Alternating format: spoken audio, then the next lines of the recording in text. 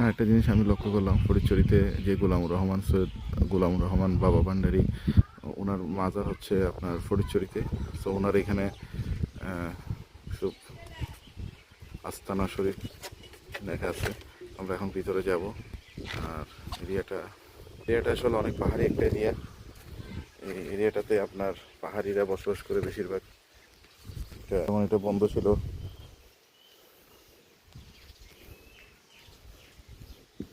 অনেকে হয়তো জানেন না, সেই জন্য আমি এই কারণে ভিডিওটা করছি।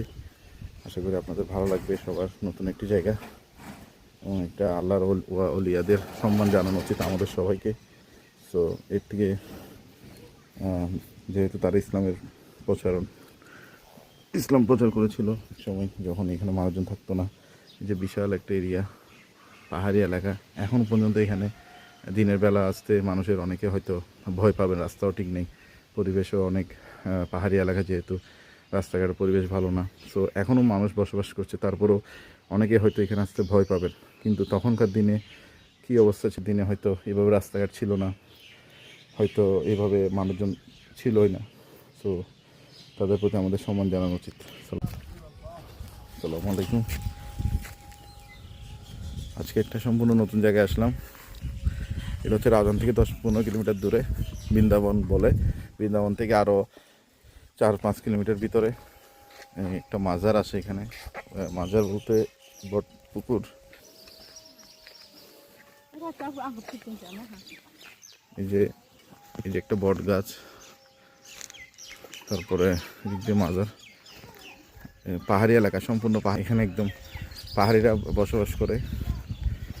এই পাহাড়িরা এখানে বসবাস করে। এটা একটা সম্পূর্ণ নতুন জায়গায় আসলাম এবং খুবই ডিফারেন্ট লাগলো। এই যে একটা বট গাছ, এটা খুব বিখ্যাত জায়গা এখানে।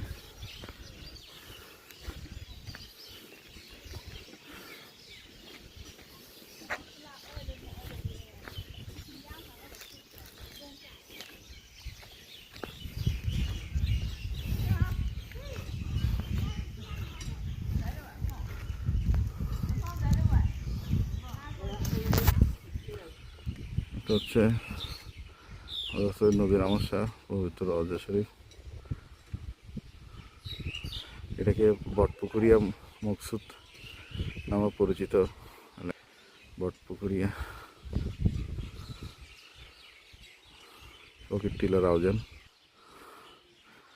তারপর হচ্ছে আপনার আশেপাশে ভিউটা দেখাই। একটা বিশাল বট গাছ।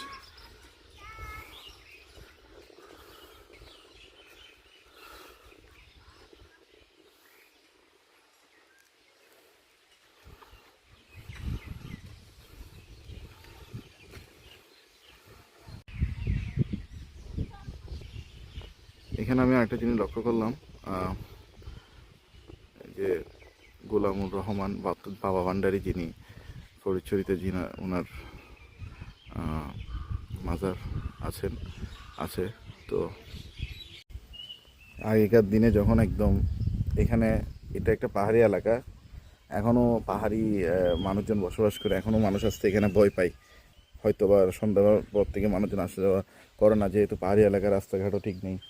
সো তখনকার দিনে ওনারা কিভাবে ইসলাম প্রচার করেছেন, সো এটার মর্মান্ত বুঝতে গেলে আসলে অনেক বড় বিষয়। যেহেতু তখনকার দিনে আরও এখানে একদম লোকাল ছিল না, মানুষজন থাকতো না, অনেক কষ্ট করে ওনারা এখানে ইসলাম প্রচার করেছেন। সো দেখে বোঝা যাচ্ছে যে একটা পাহাড়ি এলাকা।